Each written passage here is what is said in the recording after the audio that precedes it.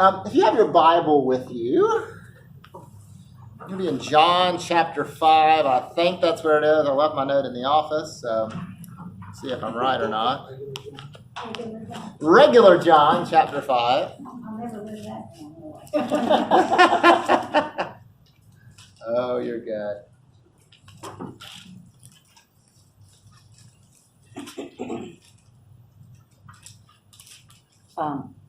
Quick side note, remind that when I was a little girl, my mother said, I don't remember this, that the minister said to, like Lamentations, something, and she said, I flip through my Bible and finally said, well, it's not in my book, and closed my Bible. So, hey, Yeah. Good. Well, let's begin with John chapter 5, and would somebody read verses 1 through 9? Soon another feast came around, and Jesus was back in Jerusalem. Near the sheep gate in Jerusalem, there was a pool, in Hebrew called Bethesda, with 5 alcoves. Hundreds of sick people, blind, crippled, paralyzed, were in these alcoves. One man had been an invalid there for 38 years. When Jesus saw him stretched out by the pool and knew how long he'd been there, he said, "Do you want to get well?" The sick man said, "Sir, when the water is stirred, I don't have anybody to put me in the pool. By the time I get there, somebody else is already in." Jesus said, "Get up, take your bedroll, and start walking." The man was healed on the spot. He picked up his bedroll and walked off. That day happened to be the Sabbath. The Jews stopped the healed man and said, "It's the Sabbath. You can't carry your bedroll around. It's against the rules." Thank you. That's great. Thank you. You got it in Yeah. the message. Sorry. No, that's quite all right. I like the message. The message is great. Yeah, so, of course, the Pharisees and Sadducees come down on him. And can you imagine, like, somebody's been suffering for like 38 years with this affliction, and Jesus is like, "You're healed," and they're stoked, and they get up their bed mat, and they're walking back, and somebody's like, "You can't carry that."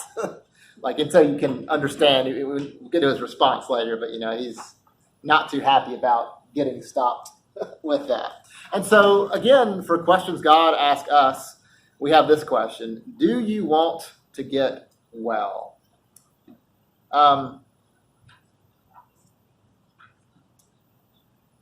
He tells a story in here about, I'll just read a part of this for you. Here's what it says on the top of 98. It says, "I had heard that snakes do that to birds. Now I was seeing it. The bird had wings but could not fly. It had a voice but could not sing. It was frozen stiff, mesmerized. The snake knew its own power, and it had cast its spell. The prey could not escape, though it had the whole sky for its range." What's he talking about there? Do you remember that story, even though you might have read it a couple weeks ago? Snake hypnotized the bird. Yeah. And then finally, he does something, and the bird flies away. And, of course, here we're talking in the Bible about a physical ailment, but at times, are we not paralyzed by fear or misunderstanding or any of that? And so we hear Jesus ask this man the question, do you want to get well? Does that seem like a silly question to anybody? I mean, do you think? I don't think he means necessarily a sickness, but, maybe fear or... Yeah. Well, I read,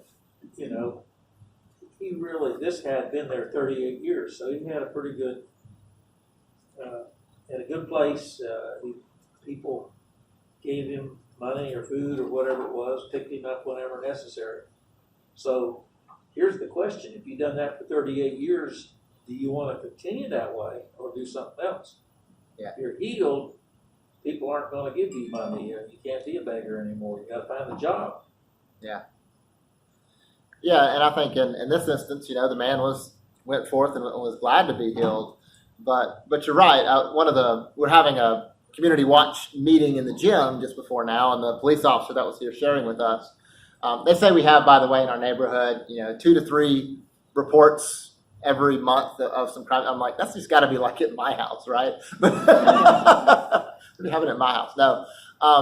what he said was, he does some work with the Opportunity Center that provides places for homeless folks to wash clothes and take showers. And it also helps them with housing, connects them with organizations like SPIN. And what he said is what I know to be true, maybe you know to be true, is that most folks who end up homeless want to get back on their feet and get back in a house, but there's a select few that don't.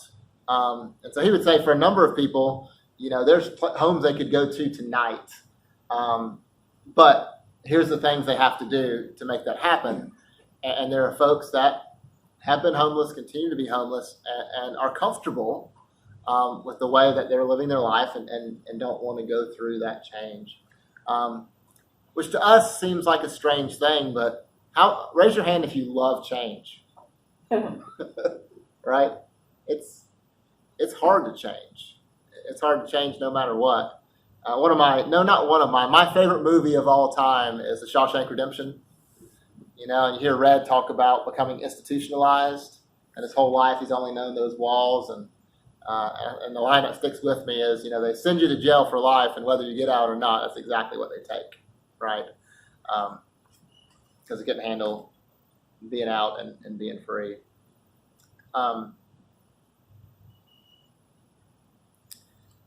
Let me switch over to page 100 here. And just read a little bit, because it gives us a little bit of background. And here's what it says. Second paragraph.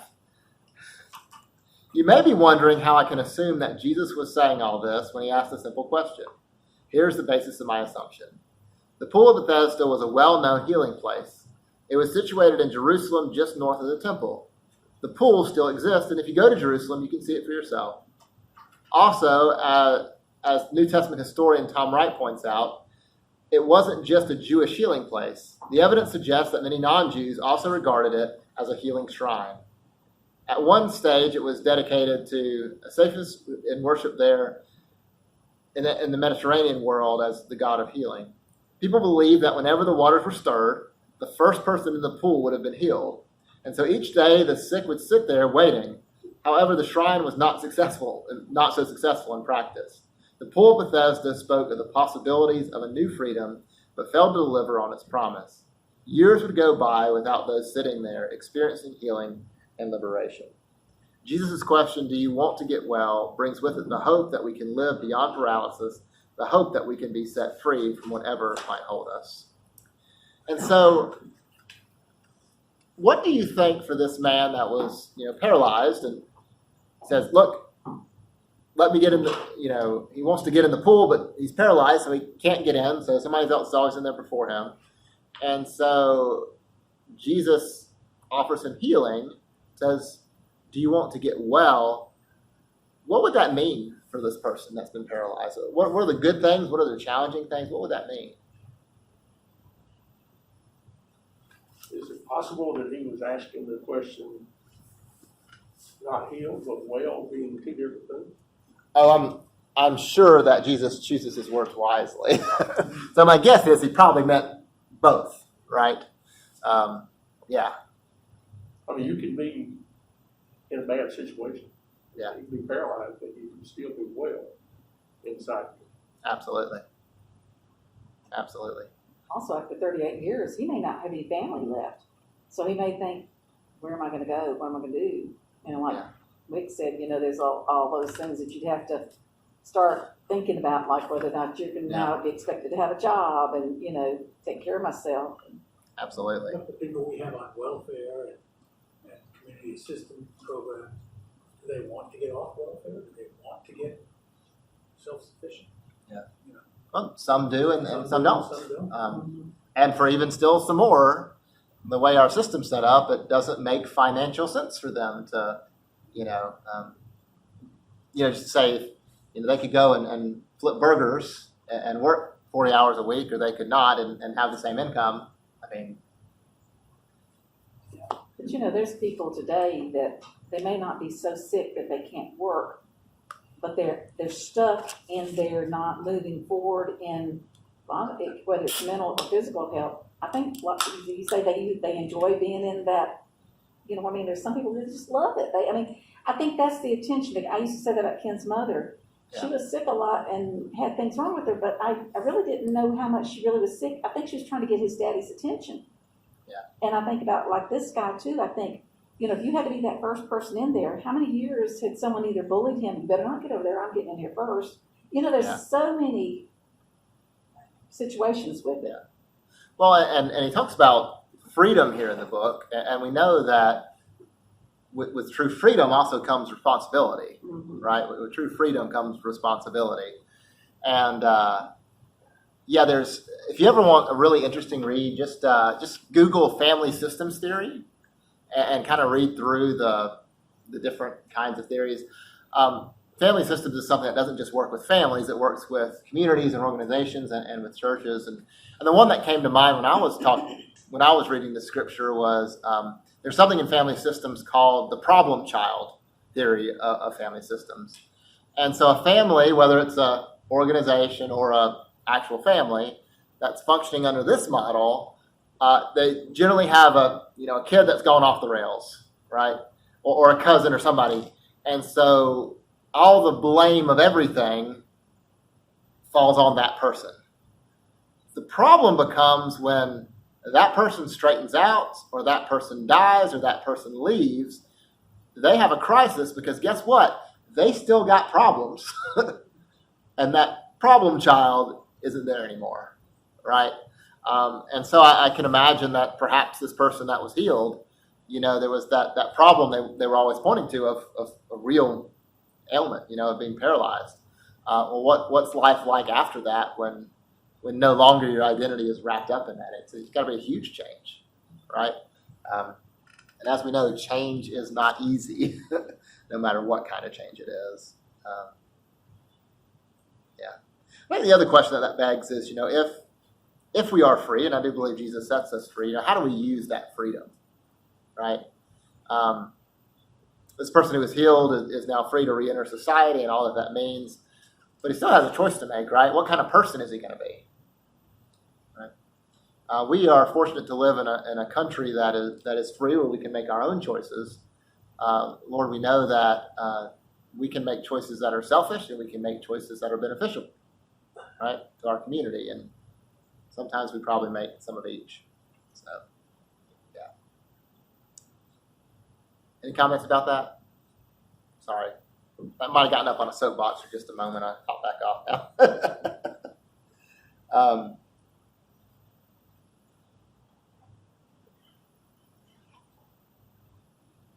One thing I want to make sure of here is, and this comes on page 102, and I'll read the third paragraph. It says, the paralytic's initial response indicates a large degree of resistance. One would have expected a clear and definite yes. However, there was no positive response at all. In fact, he avoided the question. He preferred to make a list of excuses for the situation he was in. Sir, he replied, I have no one to help me in the pool when the water is stirred. While I'm trying to get in, someone steps down ahead of me.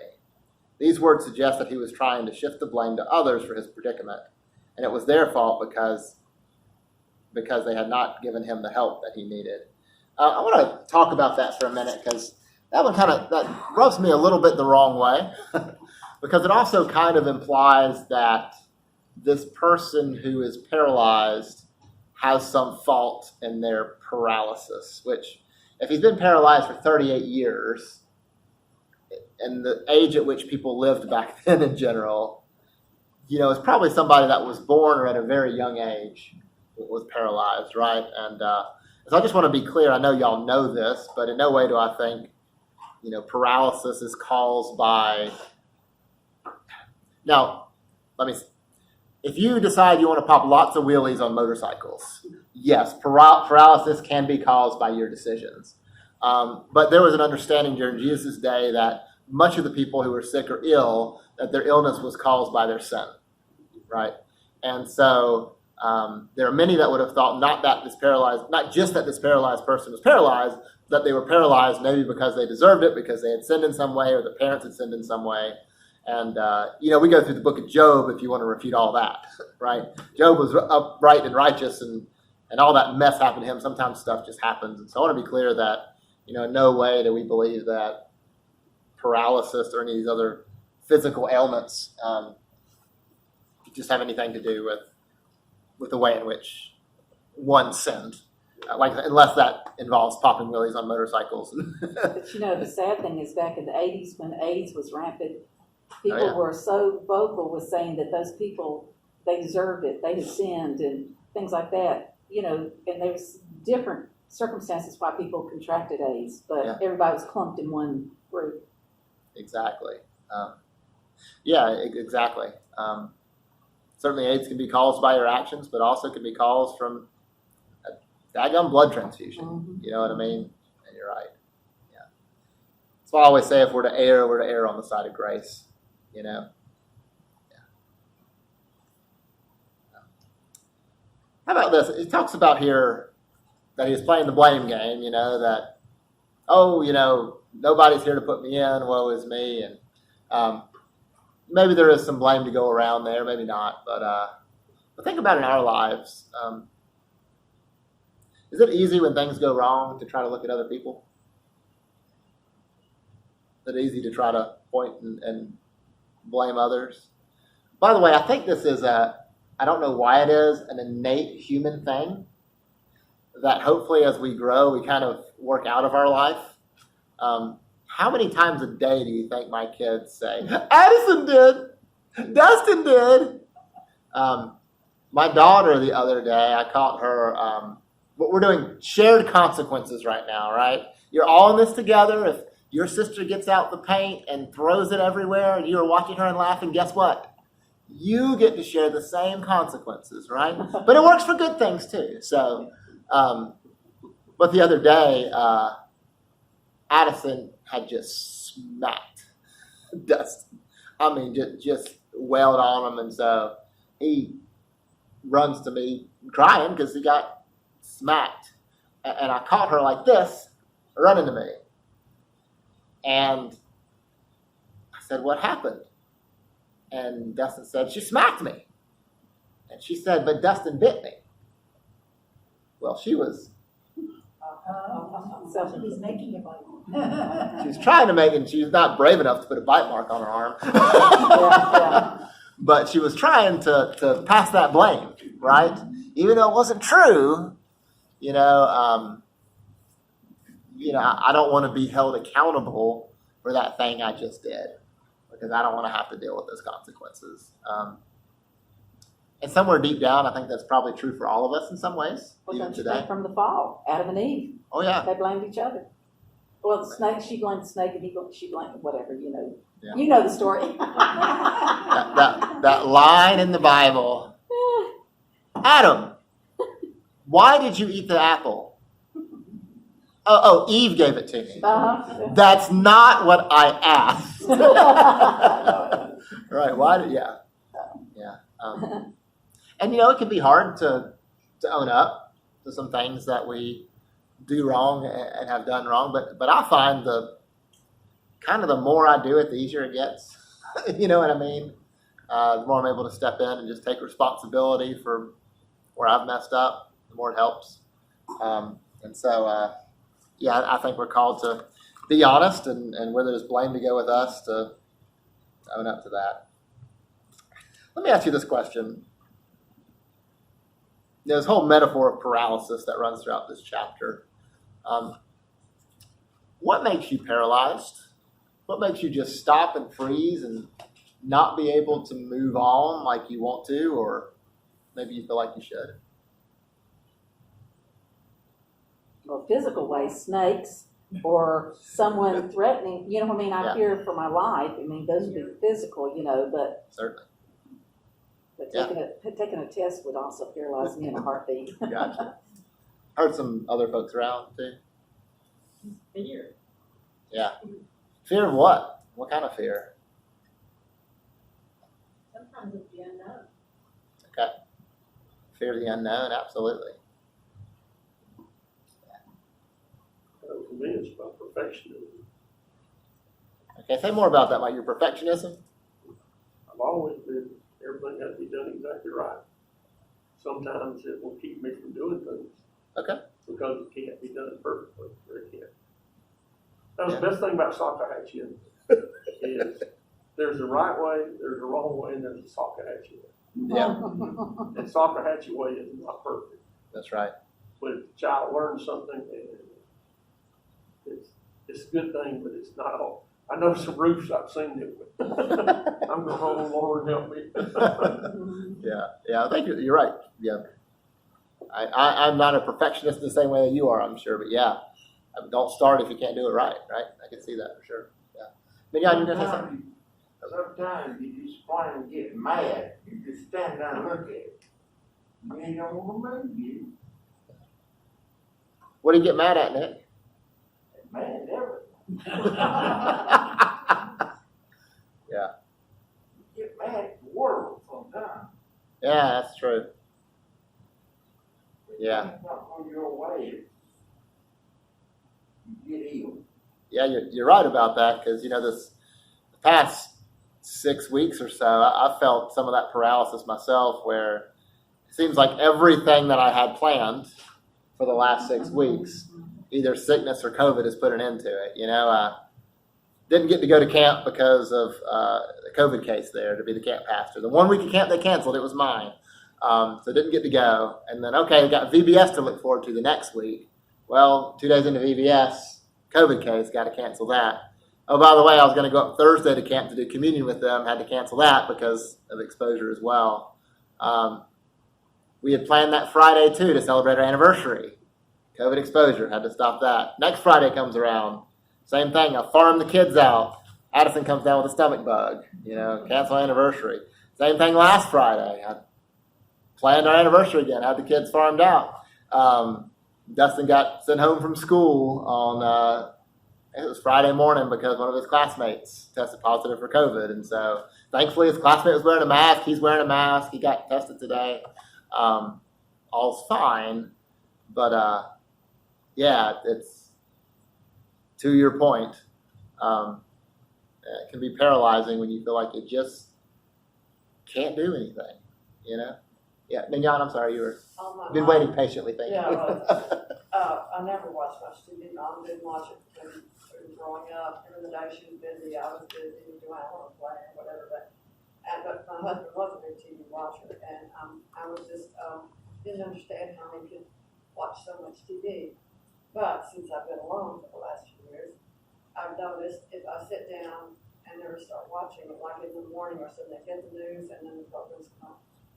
I'm almost paralyzed. I cannot get up from it and go do something. And I think, why am I like this? What is causing me to do that? I don't know. I really don't know. It's intoxicating. It's hypnotic. I guess that's what. Yeah. Hypnotic, and I don't want to get up and move. So I really try not to turn the TV on very much. It also distracts you, because I suffer from the same kind of thing Franco does. I'm always in front of the TV. I think you're watching what's going on the TV, and you're not thinking about things that have happened to you, and worry about it. Because like at night when I wake up, if the TV's off, I lay there and I start thinking about all sorts of things. I worry about what Todd thought about it when he had his accident, or I worry about Lauren, what if this happens, kind of thing. And so I get up, go in the living room, and I'll fall asleep in a chair out there. And I will read. I'll start reading something, anything. It's distracting. Get your mind off your problems. Yeah, and I would argue that sometimes that's a fine thing to do, right? Sometimes it's a fine thing to, if you're stressed out, to do something to help you get through that, whether that's TV or, for me, it's usually exercise, whether it's tennis or pickleball or riding a bike. When I'm really stressed out or feeling down, if I can get out and get my blood flowing, I feel a little bit better. But at some point you do have to, well, you do have to deal with that stuff, and but you don't have to face it all the time, so, yeah. Well, thank you for that.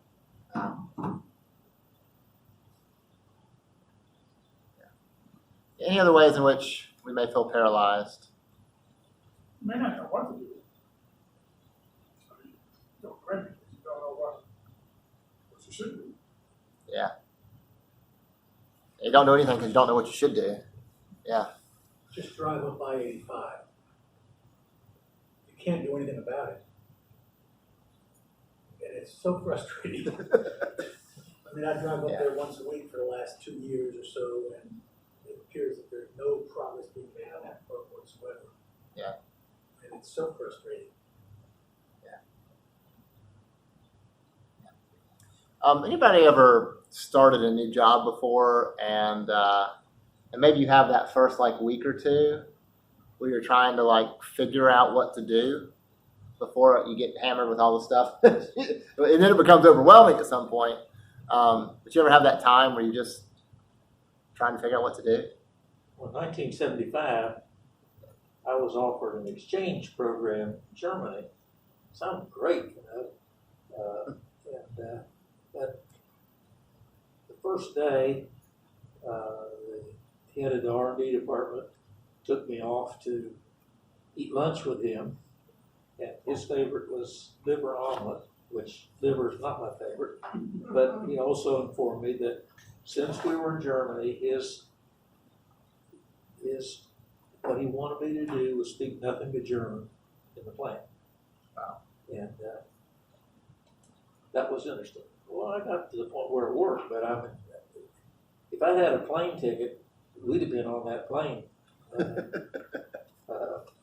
the way home. Yeah. You know, but it worked out. Absolutely.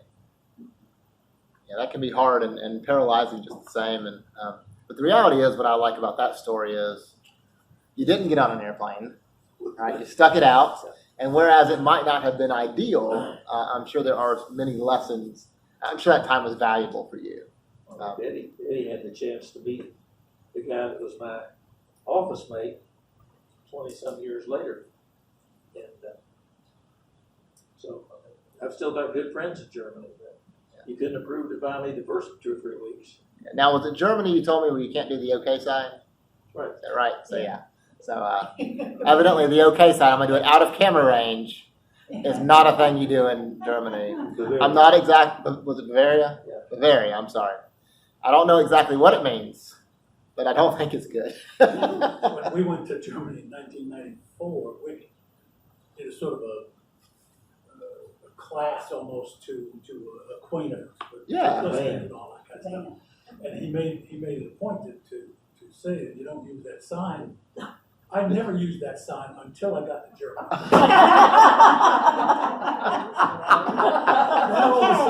Then all of a sudden, it was all I could do. Don't touch stuff, don't touch stuff, don't touch stuff. The funniest part of that was George Winger. Yeah. When he directed the band, they took the Dorman band over there, and everybody's clapping. He turned around and he and almost fell off the podium there. That's funny. That's funny. Yeah. I'm going to move forward a little bit here. Is that clock right, by the way? Yes. Okay, cool. Making sure. My clock's usually on my phone because kids these days don't wear watches, I guess. Good, we're doing fine. We're doing great. He talks here on page 104 about, and I love the way this is put, the risk of obedience. Right, the risk of obedience. And I'm going to start here in that paragraph. It says, third, the question points to the risk of obedience. Take another look at the story. Despite the paralyzed man's initial response or resistance towards the challenge of change, Jesus yearns to liberate him. This becomes obvious when you follow the dialogue between the two of them. Immediately after Jesus asked the paralytic whether he wanted to be well, he gave him a direct command: get up, pick up your mat, and walk. Notice how these instructions were specifically aimed at encouraging the paralytic to live more freely and beyond his full paralysis. I want to mirror something there, that something else Jesus is doing here that's not pointed out is, so if you had leprosy in Jesus' day and you wanted to re-enter society and you thought your skin was clean and good to go, how would you go about doing that? I mean, in today's world, you'd go to the doctor and they'd say, well, you're no longer contagious, you're good to go, right? But what would you do in Jesus' day? You had to go to the rabbi. I mean, but you had to do that cleansing stuff and all that. Yeah, you had to go to the priest, Yeah. right? And the priest would look you over from a distance and say either, yep, you're well, you've been healed, you can re-enter society, or no, dude, you still have leprosy, you can't come back. And it's interesting that this language that he uses of get up, your mat, go and walk, mirrors kind of that priestly language that would be used, that, your faith has made you well, go in peace. It's kind of that same priestly language. And so Jesus here is kind of mirroring what a priest would say if he were there and going through the proper channels to be made well. And I think that's one reason why they come down on him about healing on the Sabbath as well. I'll talk about that in just a minute. But if he got up, took his mat, and walked, and decided to follow Jesus wherever he went, he'd have one powerful testimonial. He would, absolutely. Absolutely. And I guess we don't know, and we don't hear stories about him, I guess, continuing to follow Jesus. And, but he certainly had a powerful testimony, for sure. I wonder where he went. Where would you go? I go home, see my family. So, yeah, but we do have our own assumptions, but Lord, we know change is hard, no matter what kind of change it is, especially the deeper we get into it, change is hard. I look at little different things that have sayings, and one of them is my favorite one is, do not ask God to guide your footsteps if you are not willing to move your feet. Wow. That's a good one. Amen to that. And some of y'all are thinking, well, I just won't ask then. But you know what I mean? It makes you be, Yeah. aware of what, like you say, what's gonna, Yeah. what are your consequences? Like the question, do you want healed? Yeah. Do you really want him to help you in this situation? Yeah, well, that goes back into that fear thing too that we talked about, right?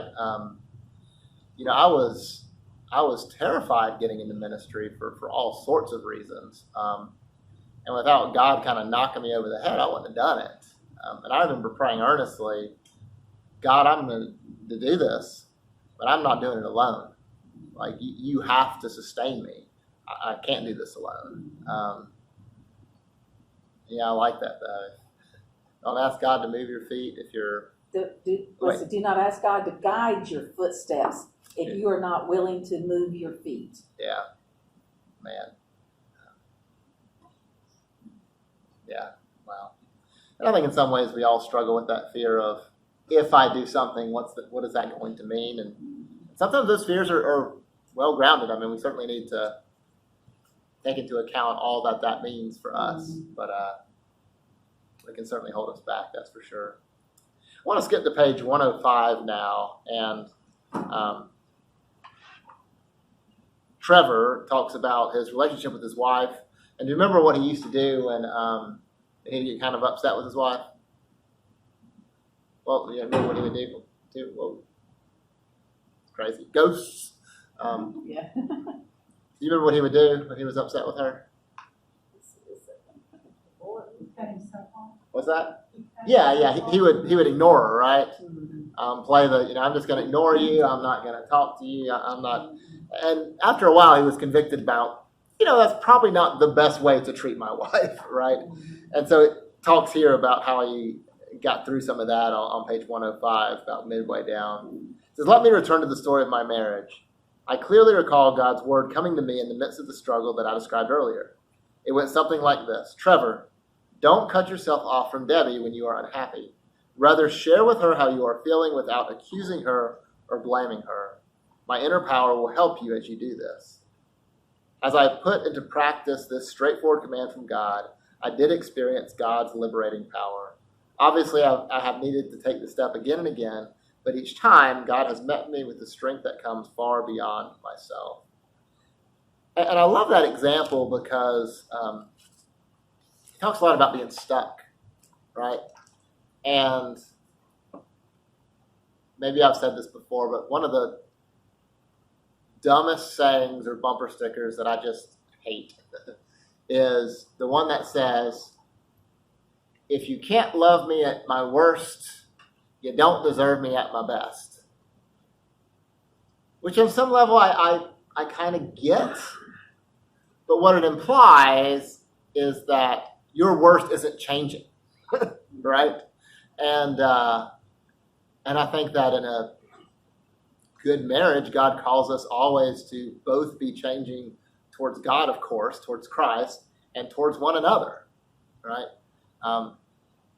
My wife will tell you I was much more extroverted than I am now because she's a much more introverted person. I know, if you can believe it.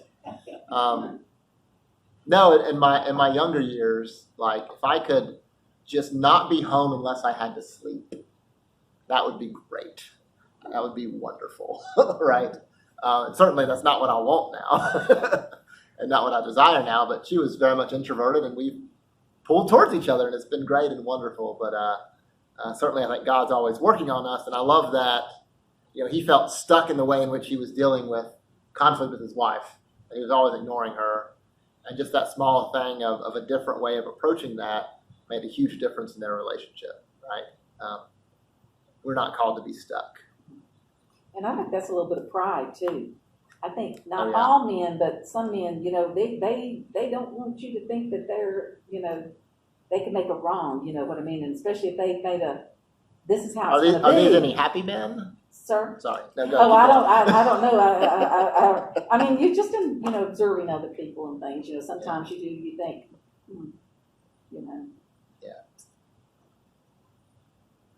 Absolutely. What's that? Not in that one.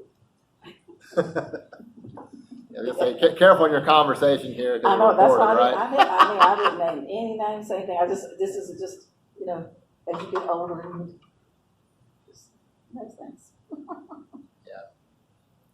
And so here's the question. Oh man, why does time go so fast? Question I have for y'all is, what do we do when we're stuck? This is talking about the physical healing of a paralyzed man, which the author talks about us being sometimes spiritually or paralyzed. Like, what do we do when we're stuck? Whether that's stuck in the negative parts of our relationship with somebody, stuck in a job that we're not satisfied with, stuck as a church, not knowing what to do next. What do we do when we're stuck? Sometimes we just wallow in that. Okay. I mean, we do. We just say, I'm stuck, not to do anything about it.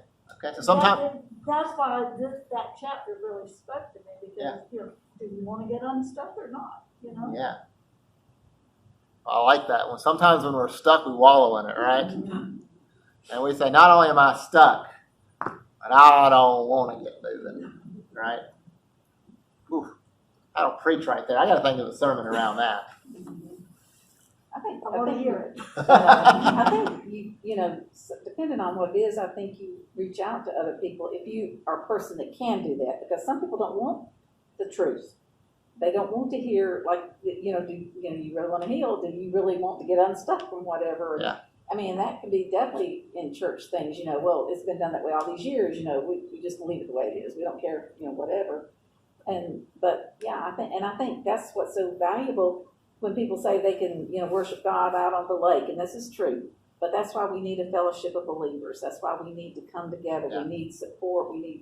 When I'm down, you may be up, and vice versa, so I think if you will take away that pride and ask for help. Yeah, and you're right. And to your point, like, certainly God is everywhere. But I believe there are things that happen at the church and in worship that don't happen on the lake, right? There's a special type of community that's there, and a special way that God speaks as well. And I can't tell you the number of times that, whether it's during church, after church, or on Monday morning when I'm going through my prayer list, when God just out of nowhere says, you need to call this person, or you need to reach out to them, or you forgot that person, you need to call them. And when God reveals stuff, and like I said, I think the church helps that happen. To let people know. That's one of the reasons why I was so gung ho on this prayer room. Yeah. Because we're not only praying for these people, but we're letting them know that we're praying for them. Yeah. And there's a personal contact here, you know, and when Frank and I got those cards from the people that were praying from us when Tom died, it meant a lot. Yeah. And it kind of helps you heal. Absolutely.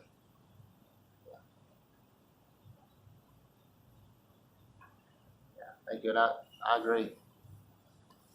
Yeah, and you know, I think the hardest times in life to come unstuck are one, when you're dealing with something, you know, really, really serious that just kind of consumes your life.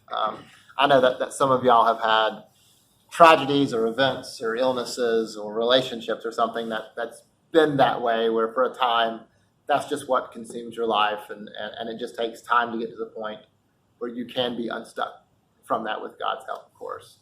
I think the other time that I feel myself getting stuck is when things are going relatively well and I feel like I can just keep them there. Does that make sense? Yes, you wait for that shoe to drop, you don't want to. Yeah, so maybe I've told some of you this before, maybe I haven't. But the December before I came here, I'd been at Cherokee Springs and Liberty for 4.5 years. And I remember telling Paige around Christmas time that things are going really, really well. Like, we're sustaining at Liberty, which is good. And we're growing it at Cherokee Springs and doing some new things. But I told Paige, I feel like I have like the right people in the right places finally. And I told her, I said, and honestly, I'm not having to work that hard. But in the next breath, I said, I'm afraid that I'm going to get moved, though. Does that make sense? Oh, yeah. Like, I had this fear because I had done one of those, take a breath. Okay, things are kind of where I feel like they should be. And in essence, what I think I felt going was there was some of that challenge going away and being replaced with comfort. Which is apparently not where God called me to be at that time in my life. So, and probably rightfully so, right? I And know so, there's people in this room that have heard me say this before, but I believe that if you want to make God laugh, when you get up in the morning, tell him what you got tell them what you got what? and what you got planned. Oh, yeah, absolutely. That's, Absolutely.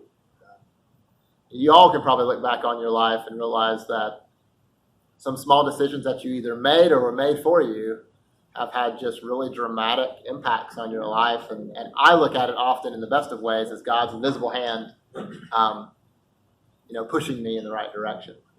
Yeah. Sorry, just trying to tune in on the nonverbal communication going on over here. So, I've been watching too.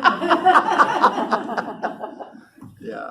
Well, that's like, I think, there again, wisdom and things happen and makes you change your mind. That it became after Ken got sick that we started taking on the thoughts of when we're given bad news, let's find something good in it. Yeah. I think there again, that's a choice. We could choose not to and just stay stuck in that misery, or we can try to focus on something else. Yeah. Because I do think that, in my life makes a big difference. God made me want to preach a whole sermon series on getting stuck. She just said, stick and stay stuck. What a great sermon title would that be? Goodness, I like that. You can stick and stay stuck. How to get out of being stuck. Well, that would be the point of it, right? But, Yeah, come, if you are stuck in that, whatever, come, we're gonna put you free. yeah. So you're preaching for me that Sunday, right? Exactly right. That's great. That's great. Just the last thing about our scripture reading for today that I'll point out that we didn't go into is, of course, when this person who has been healed goes out and tells everybody that he's healed, the Pharisees and the Sadducees come down on Jesus pretty hard because Jesus had the audacity to heal on the Sabbath, right? And I just say that to kind of tie in with what we talked about last Sunday when we talked about the law versus the spirit of the law. what Jesus is looking at here is what the greatest commandment is: love the Lord your God with all your heart, love your neighbor as yourself. All the laws hang on that, right? And so the spirit of the law was don't work on the Sabbath. When you take the spirit of the law into account, the work of healing is probably good work to be doing on the Sabbath, right? And I think that's what Jesus is getting at. And he says, the Sabbath is made for y'all to rest, right? It's made for you, not. So yeah. Well, before the hurricane last week, I had made an index cover 2 other things on I want to share with y'all. All right, let's hear it. This one came out It's of a tornado, by the way. Well, I guess it was a hurricane. You're right. I'm sorry. Yeah, that's okay. It was a hurricane in my house because I had to clean out the closet to get in it. This was in my egg roll, and I had to say it. So, a difference, comma, to be a difference, comma, must make a difference. That's deep. You found that in an egg roll? Yeah, that was in an Or a fortune cookie? Yeah. Sorry. Trying to figure out where we were getting these egg rolls It was from. on a cabbage leaf. See, that just shows you how much my and what planet did Kathy just get off of? So I just had this vision of you being like, oh! Yeah, y'all didn't laugh. But the other thing is, a couple weeks ago when you spoke on salt and being the Yeah. salt and all that kind of stuff, well then, like I say, I watch these women on TV, and you may have even said this, but I guess it stuck when this lady said this, is when you eat something salty, like potato chips, you want to drink Yeah. something. So when he's saying we need to be salt of the earth, is that what we're doing should make this person thirst we should make them salty, wanting them to thirst for what we've got in Yeah. Jesus. And I'm not going to say that right, but I got you. yeah.